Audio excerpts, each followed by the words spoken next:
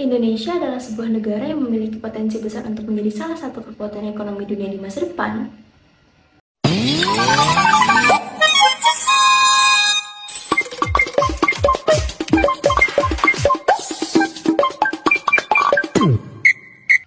Hai, saya Shalay Tami akan membahas tentang bagaimana tantangan perekonomian yang akan dihadapi Indonesia di masa depan. Dalam beberapa tahun terakhir, Indonesia mencatat pertumbuhan ekonomi yang stabil dan membaik, meskipun masih dihadapkan dengan berbagai tantangan dan masalah perekonomian. Sri Mulyani, selaku Menteri Keuangan Republik Indonesia, mengungkapkan ada 3 tantangan ekonomi Indonesia pada tahun depan yang betul-betul harus dimitigasi. Yang pertama yaitu suku bunga yang tinggi. Menurutnya, hingga tahun depan, Bank Sentral negara utama akan menaikkan suku bunga untuk menahan laju inflasi. Salah satunya The Fed yang bakal berimbas pada penguatan dolar Amerika Serikat dan imbal hasil obligasi pemerintahnya. Di mana pada kondisi ini akan memberikan dampak pada keluarnya dana asing atau outflow dari Indonesia. Sebab, investor akan memilih untuk menaruh dananya di negara yang memiliki bunga tinggi. Yang kedua, inflasi karena kenaikan harga energi yang bakal berdampak pada daya beli masyarakat. Pasalnya, harga minyak masih dibayangi ketidakpastian di tengah kondisi perang Rusia-Ukraina yang tak kunjung usai. Pertemuan OPEC dan rencana negara G7 menetapkan harga minyak.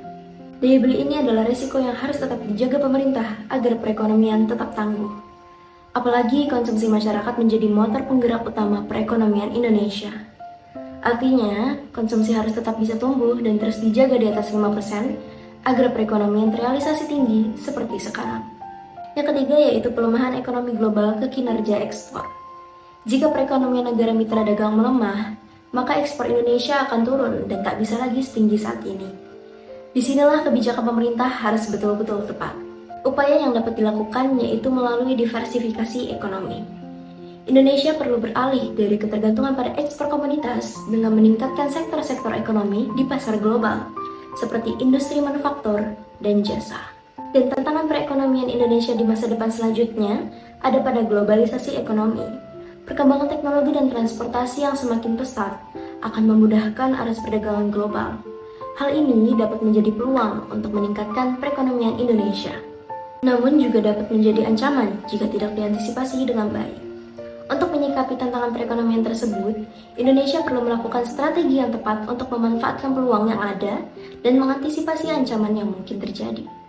Salah satu langkah yang dapat dilakukan adalah dengan meningkatkan kualitas sumber daya manusia di Indonesia. Kualitas sumber daya manusia yang baik akan mendorong produktivitas dan daya saing Indonesia dalam pasar global. Selanjutnya yaitu rendahnya kualitas sumber daya manusia. Kualitas sumber daya manusia yang rendah menjadi salah satu faktor yang mempengaruhi pertumbuhan ekonomi Indonesia. Oleh karena itu, Indonesia harus meningkatkan kualitas sumber daya manusia untuk dapat bersaing di era globalisasi dan revolusi industri 4.0. Upaya yang dapat dilakukan dengan memberikan pendidikan dan pelatihan yang tepat, baik formal maupun non-formal, pelatihan yang berfokus pada keahlian yang dibutuhkan oleh industri masa depan, seperti teknologi informasi, robotik, dan energi terbarukan. Selain itu, pemerintah dapat memberikan insentif bagi perusahaan yang memberikan pelatihan dan pengembangan karyawan mereka. Yang terakhir yaitu perubahan iklim.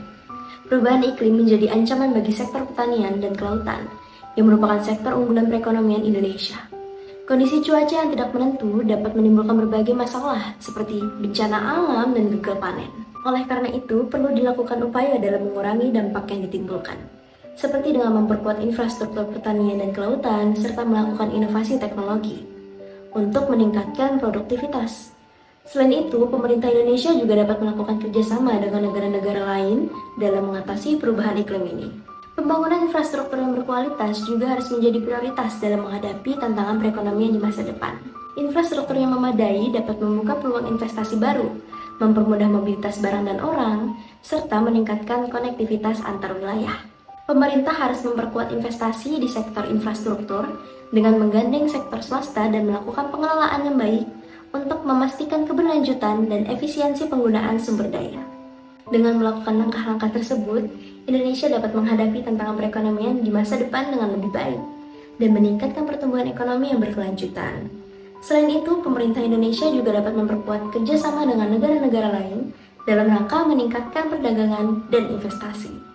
Dalam jangka panjang, Indonesia memiliki potensi besar untuk menjadi salah satu pusat pertumbuhan ekonomi global. Berkat sumber daya alam yang melimpah, populasi yang besar, serta posisi geografis yang strategis. Namun untuk mencapai hal tersebut, dibutuhkan kerja keras dan kolaborasi dari seluruh pihak untuk meningkatkan kualitas dan daya saing ekonomi Indonesia. Sekian yang dapat saya sampaikan, dan mohon maaf bila ada kekurangan dalam pembahasan ini. Semoga apa yang saya berikan dapat menjadi bekal untuk kita semua di kemudian hari. See ya!